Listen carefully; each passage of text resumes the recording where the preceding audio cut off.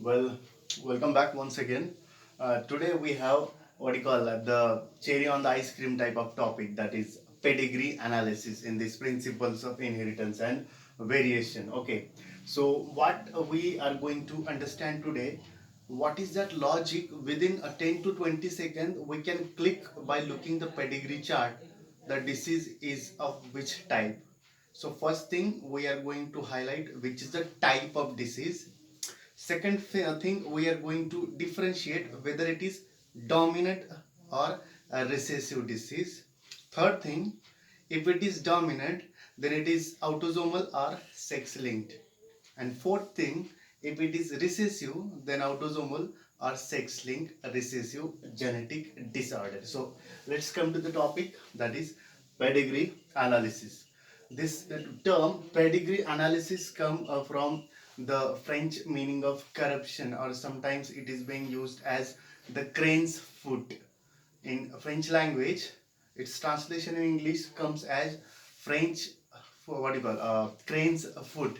Because if you see these linings, they shows appearance of crane's foot. That's why it is called as pedigree. Okay. Now, why do we study a pedigree analysis? Obviously, that should be the first solo reason to ask yourself, why should we study? There are certain genetic disorders which are being transferred by inheritance from parents to offspring. And if suppose two siblings, or sorry, cousins or nearby relatives, if they are making relation marriage, then there is a strong possibility that the genetic disorders which are hidden in recessive form or in heterozygous form can attain homozygous form or can start expressing. So to avoid the spread of genetic disorders, to diagnose it, we have to study the pedigree analysis. So how the pedigree analysis is done? Simply the family history is being considered with age and sex, and then all this chart is being prepared by presence of any genetical abnormalities.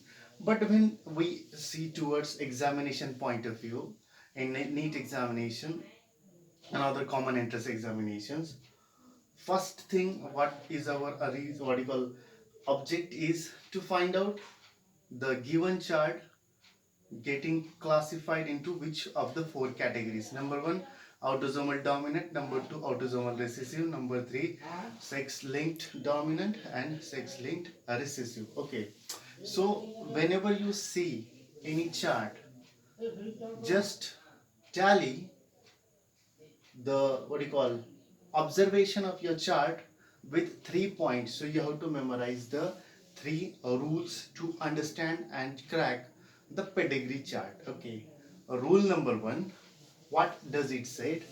All affected offspring has parent affected. If affected offspring's parents are affected, then by no means it is a dominant trait.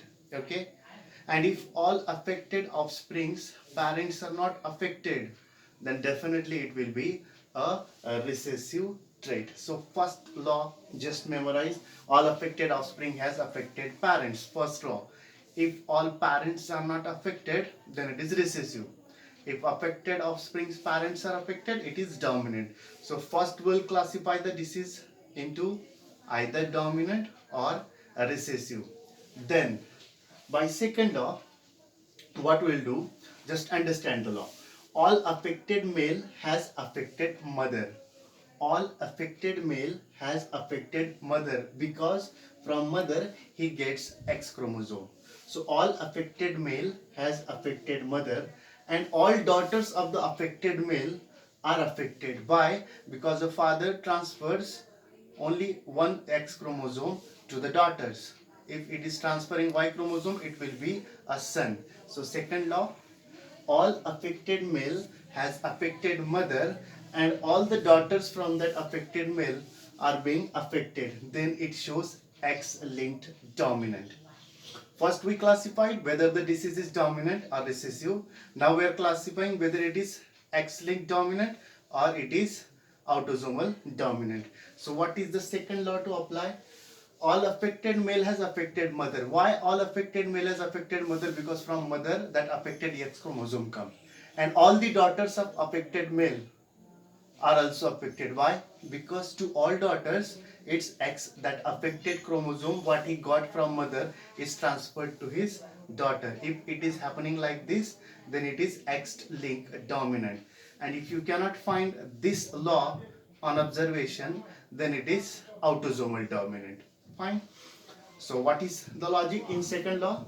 Affected male has affected mother. Why? Because from mother X come to the son, and all the daughters of affected males are affected because all the daughters receive only X chromosome from that affected father or male.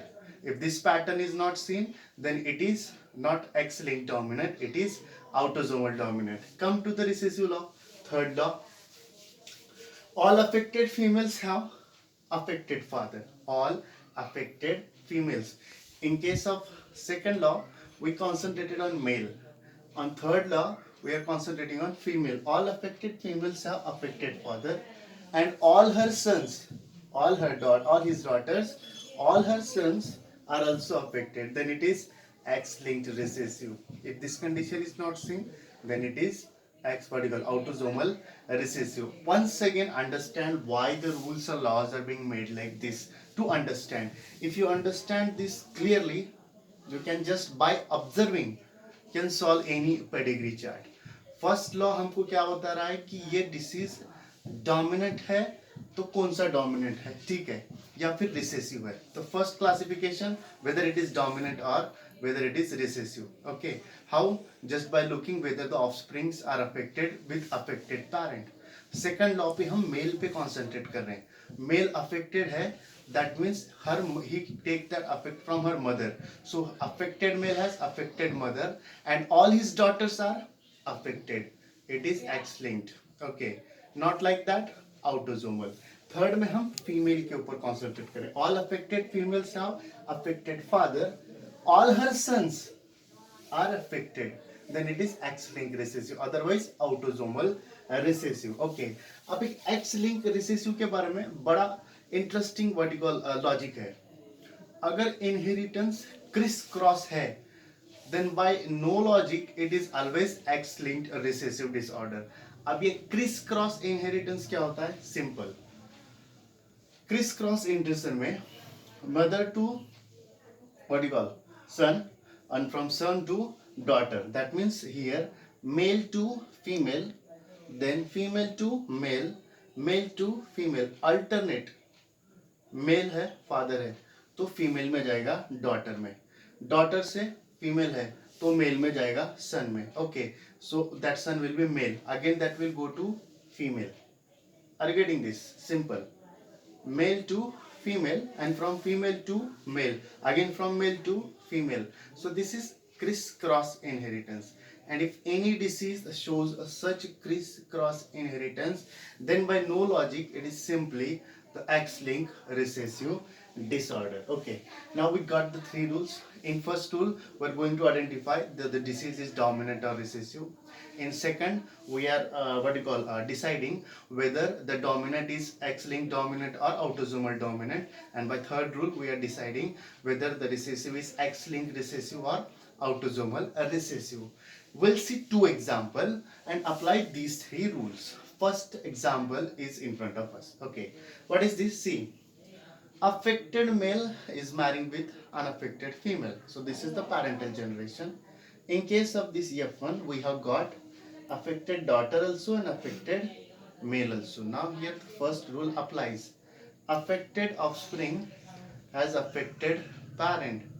So that means the first rule applies, that this is a dominant trait. Yet we don't know whether it is now autosomal dominant or X-linked dominant. Okay. So by simply looking offspring affected, parent affected, it is dominant. Now we have to see whether the second or third law fits here. Now here, see, all affected male has affected mother. All affected male has affected mother. Now it is not pulling the second rule here. All affected male has affected mother. No, all affected males here don't have affected female or mother. That means if this condition is not filling, then it is dominant, but it is not X-linked dominant, because all affected, what do you call, male are not having affected mother, because it should come that from mother if it is X-linked. So it is dominant, but it is autosomal dominant. Simple. Just two laws, two rules you put here and you got. In first observation, you understood whether it is dominant or recessive. Yes, affected offspring has affected parent. Now second, whether it is X-linked dominant or it is autosomal dominant. Affected male should have affected mother. The condition is not fulfilled here. So definitely it is what? It is autosomal dominant. Got this? Applying the same rules, we'll see the next example. Okay. Both parents are unaffected here, offsprings are affected. Can you imagine the first law rule? Simple. If affected offsprings has affected parent, it is dominant. But here the condition is not fulfilled. Affected parents, no. Offspring affected, yes, that means it is recessive. What is the second thing we have to apply? If it is recessive, then the third rule comes there. All affected females have affected father. Here all affected females doesn't have affected father. That means it is not X-linked recessive. It is autosomal recessive. So there is no logic further if you just understand the three rules. First rule में क्या देखेंगे? ये dominant है या recessive. Second rule में X-linked dominant है या autosomal dominant है. Third rule में X-linked recessive या autosomal recessive. How simple the conditions are. First rule, parents affected, offspring affected. Offspring affected, parents affected, dominant. Offspring affected, parent not affected, recessive. Second rule applies for male. His mother should be affected or daughter should be affected. Then it should be X-linked dominant. If not, autosomal dominant. So by observing this, you can conclude this is autosomal dominant. And how simple is that? For autosomal recessive, our third rule is enough to understand. This all affected females have affected father. All affected females don't have affected father. Simply it is not X-linked recessive, it is autosomal recessive. Now come to the conclusion. Understood the three rules to just analyze and just pick up what is the type of pedigree. Four categories we have: autosomal dominant, autosomal recessive, X-linked dominant, X-linked recessive. But in exam there may be possibility that they will give this kind of chart, and in the option they will not give options like this: option A autosomal dominant, option B autosomal recessive, option C X-linked dominant, option D X-linked recessive, or option A Hollandrick Y-linked gene. No, they will give names of the diseases by giving the chart. Now then it is quite confusing. So to cope on that, you just memorize the diseases being mentioned in the NCERT. Okay. First of all, when the disease is transferred from male to male in every generation, that is Y-linked disorder, that is also called as Hollandrick pattern. Okay. Autosomal recessives name you should remember. Okay. So what are the autosomal recessive diseases in our syllabus? Sickle cell anemia, thalassemia, cystic fibrosis, phenylketonuria. Okay. These are autosomal recessive. So if such charts come, the answer should be from any of the diseases mentioned here. Sickle cell anemia, thalassemia, cystic fibrosis and phenylketonuria. These are autosomal recessive disorders. Autosomal, what you call dominant, muscular dystrophy. So this is muscular dystrophy, definitely autosomal dominant. X-linked recessive, obviously that royal disease studied pedigree analysis of Queen Victoria, that is hemophilia, and other one is color blindness. So what we are concluding today, understand the three rules. Just by looking the diagram, come to the conclusion. First conclusion, dominant or recessive. Second law apply for autosomal dominant or X-linked dominant. Apply third law for what? Autosomal recessive or X-linked recessive. Then you should know the names of the diseases. Okay, Y-linked, they are called Hollandric, so they are not here. Okay, autosomal recessive, then you have the examples of sickle, what you call sickle cell anemia, thalassemia, and then phenylketonuria, cystic fibrosis. Autosomal dominant, muscular dystrophy, then X-linked recessive, hemophilia, as well as color blindness. So what we got today? Why we do pedigree analysis? To avoid the transfer of genetic disorders in between the families. Second, by diagnosing them, just avoiding the inheritance of what you call faulty genes in the generation. Then by looking the chart of pedigree, just come to the conclusion how we are going to solve this. Rule number 1 donates what? Determines dominant or recessive character. Rule number 2 determines autosomal dominant or X-linked dominant. Rule number 3 determines X-linked recessive or autosomal recessive. Then once you got this, then they might ask you the name of the disease to finalize for the chart. So you should have examples in your mind: X-linked recessive, hemophilia, and color blindness.